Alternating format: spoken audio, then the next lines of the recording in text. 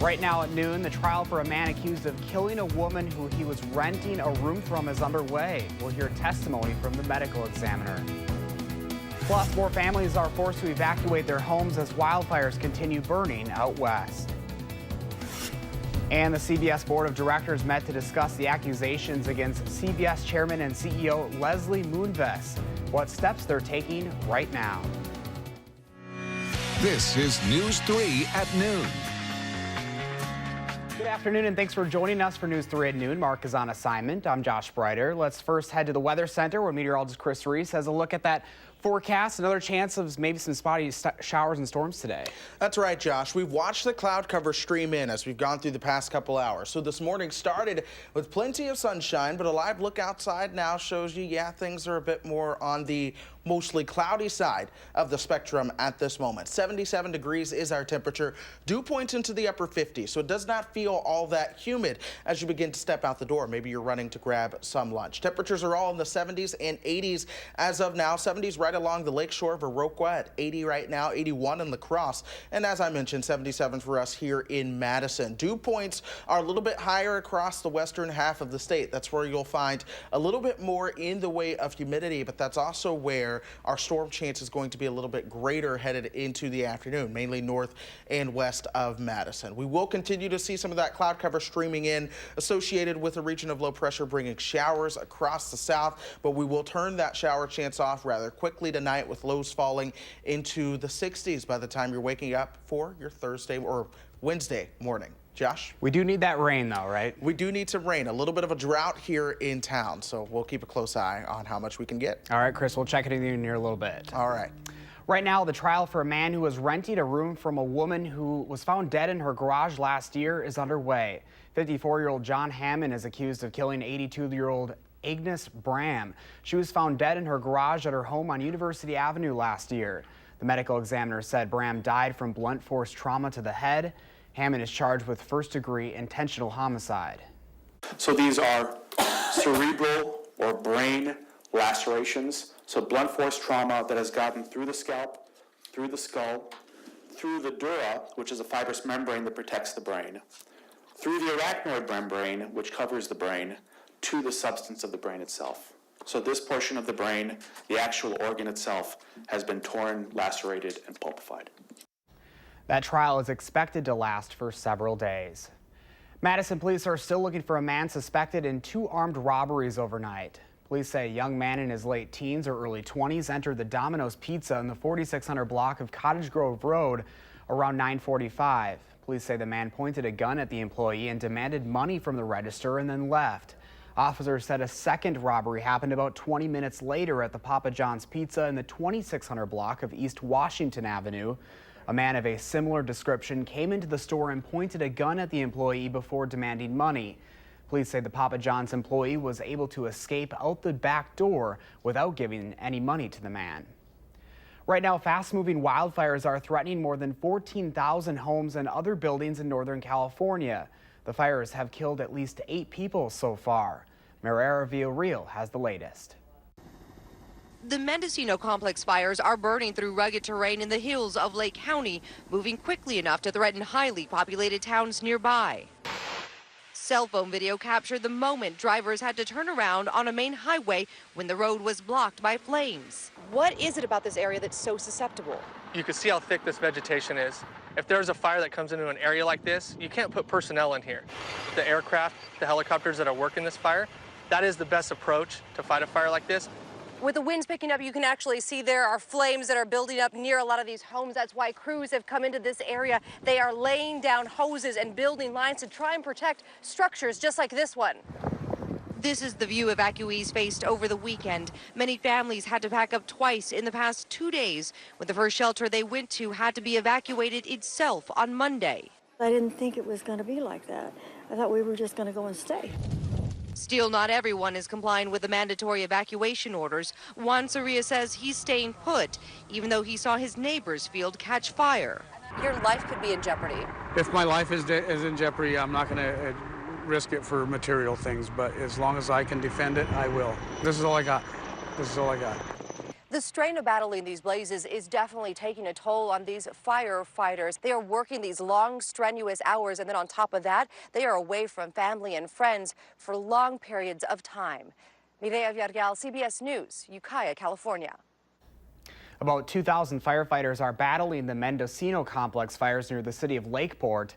The flames have burned more than 107 square miles so far, an area larger than Sacramento.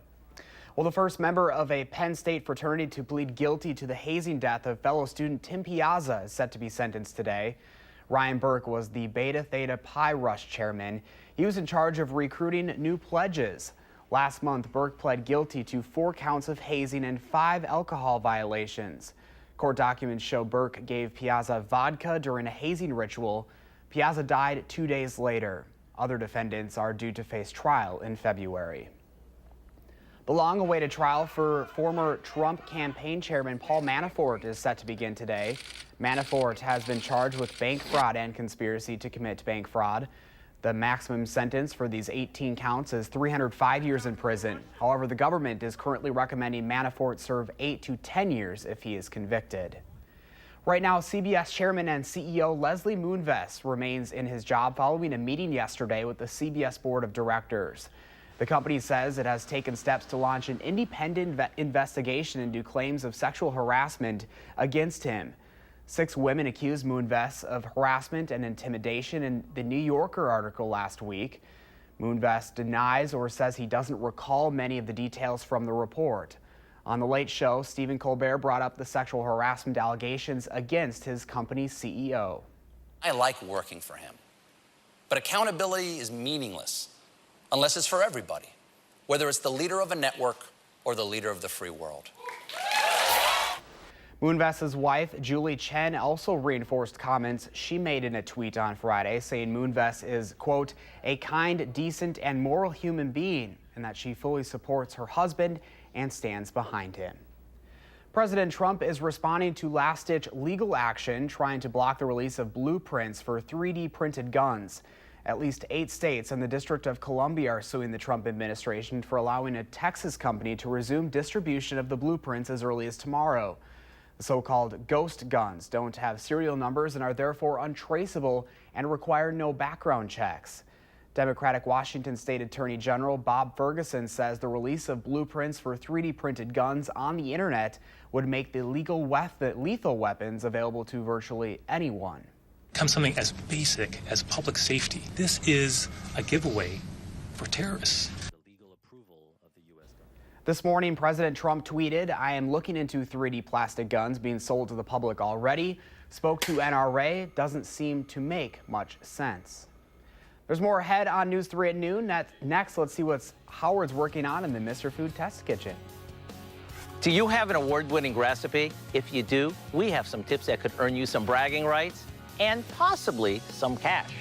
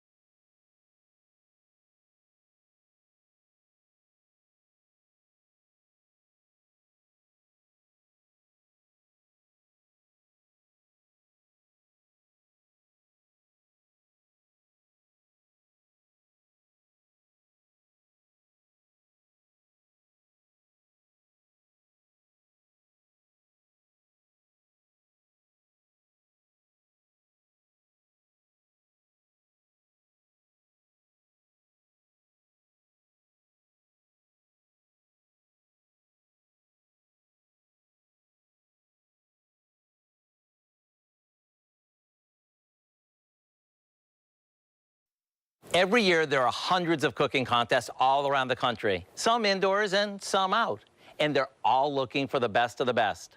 Over the last few months alone, amateur cooks, as well as professionals, have tried their hand at being named top dog for their award-winning recipes. We're talking everything from to-die-for pies to the best burgers around. And to make it easy for you, we've assembled a list of cooking contests, and it's available for you online. I also want to stress that what makes an award-winning recipe in our test kitchen is one that your friends and family love, not just some judge. So with that said, let me share a recipe for a potato salad that's a hands-down winner every time we serve it. It's a basic potato salad that's studded with red pepper, celery, and hard-boiled eggs. But the thing that sets it apart is how creamy it is. If you like the secret that makes this award-winning potato salad so special, along with a free e-cookbook of some of our favorite potato salad recipes, go online so you can taste test these with your gang. To me, potato salad is a year-long favorite, whether you serve it inside or out. I'm Howard in my backyard, and tomorrow I'll see you back in the test kitchen for even more ooh, it's so good. Another beautiful day out there today. Here's a live look outside right now. Coming up, meteorologist Chris Reese will talk about another storm chance today and the return of some summer heat. Keep watching News 3 at noon.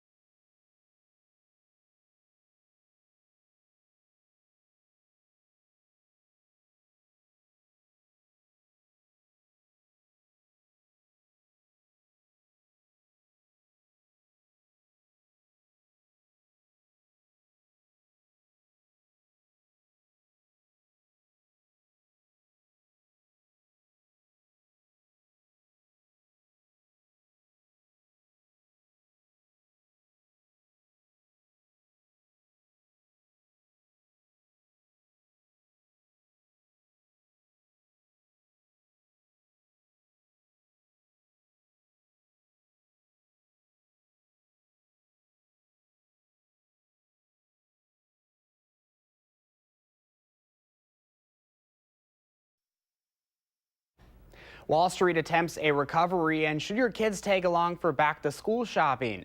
Diane King Hall has more in today's Money Watch report.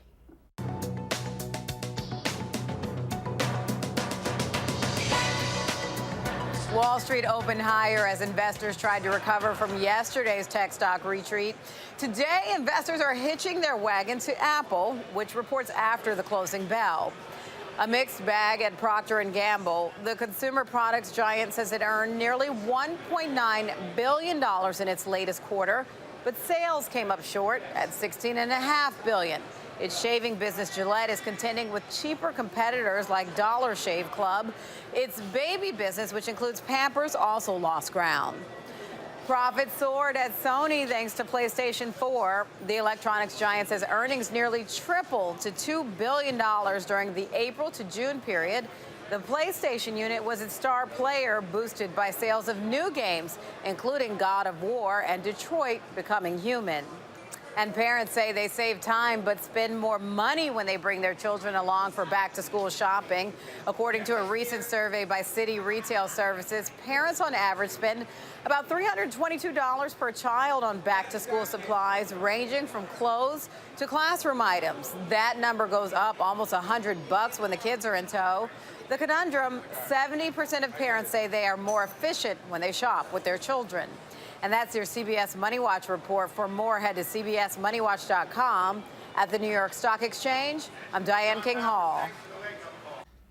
And at the noon hour, here's a look at the stock markets. Both the Dow and NASDAQ up on the day so far. Time now to check in with Q106 Farm Director Pam Yonke. Pam, good afternoon. Hello there. Yeah, beautiful afternoon at that. Hopefully our farmers are out there getting a little work done. Got set back a little bit by the rain yesterday, but still welcome relief as far as the moisture is concerned.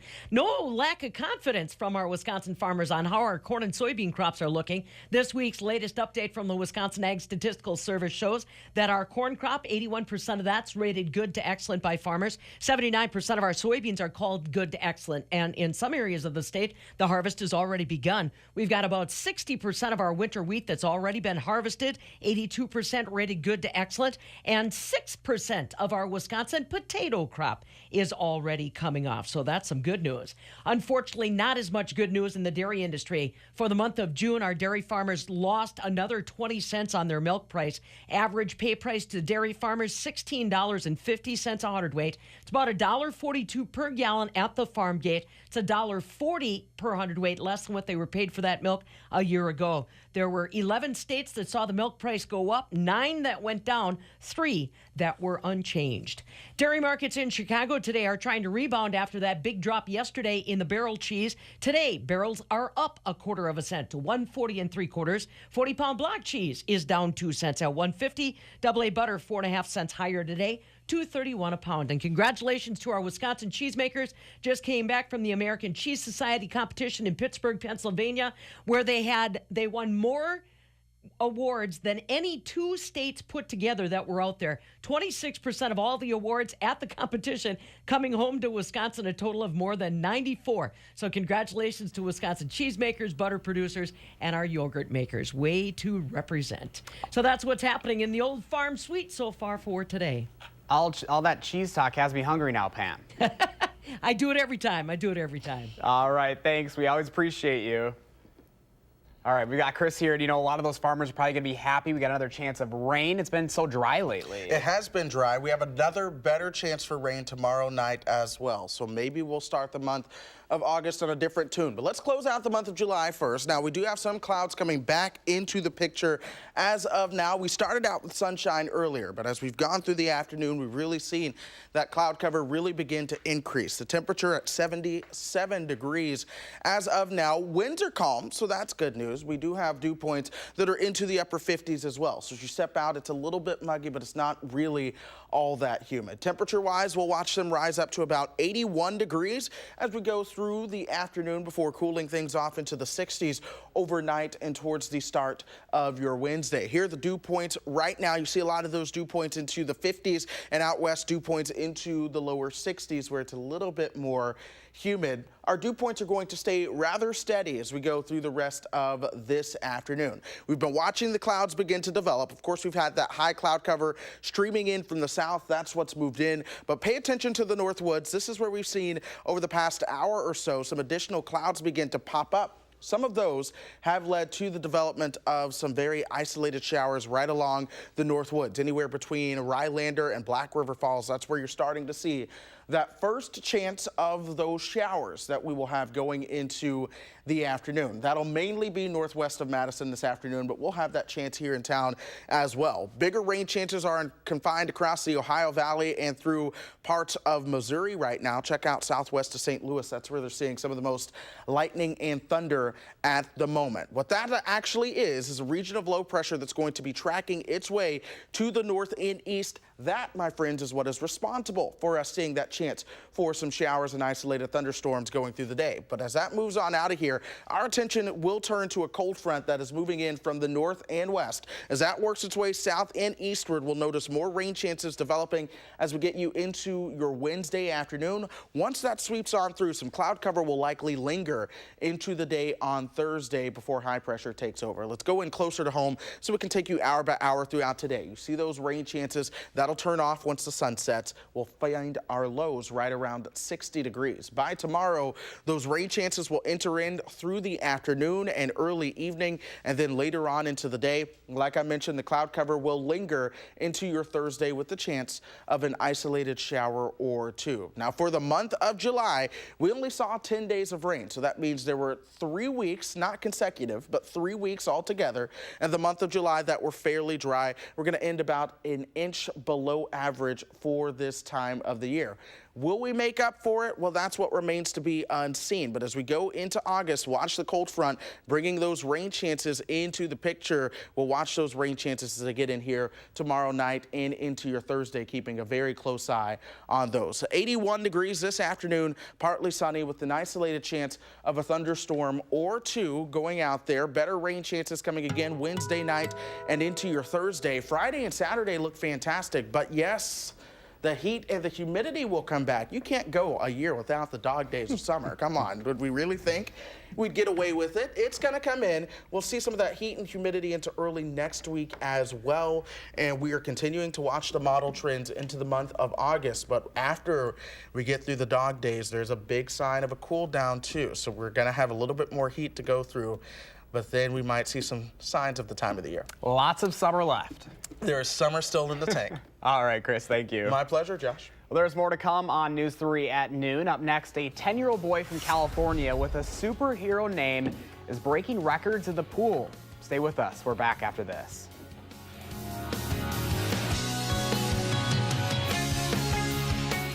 News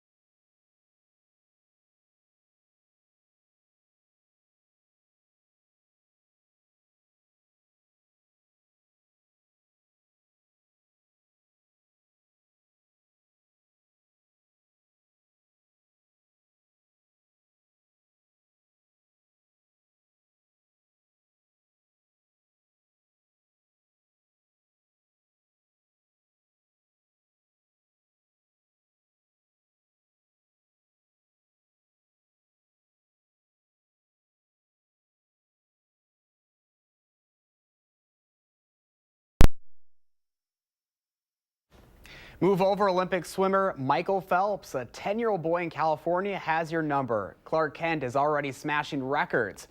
Zach McIntyre has his story. I won 7 gold medals. That's Clark Kent, also known as Superman when it comes to the water, and he has the medals to back it up. But that success didn't just happen overnight. Competitively, I started 7, but some lessons I think I started at 3. At only 10 years old, he shattered Michael Phelps' longest-standing record at the Far Western International Championships Sunday. The previous record was set back in 1995. It was the 100-meter butterfly, and I broke a Michael Phelps record of 1:10.48. I won a time of 1:09.38. In that 100 fly, he broke that record by a second, which is a lot in swimming. But not only that, he beat his competition by over 5 seconds. And he didn't just win one event. I placed first in all of them. In every single one? Yeah, and that gave me the High Point Award. But Clark's success extends far past the swimming pool. He's incredible. He's a musician, he's a scientist, he's an artist, he's a martial artist, he's an incredible human being. He's what I strive to achieve. And to others out there with a dream, Clark has some words of wisdom. Always have fun and never give up on your dreams no matter what anybody says. And yes, that was one of my dreams, to beat Michael Phelps' record since I was 7. Clark says his ultimate goal would be to compete in the Olympics. All right, well, as we go through the rest of the afternoon, we will remain partly sunny with that chance of an isolated thunderstorm. Temperatures around 81. Thanks for joining us. Have a great day.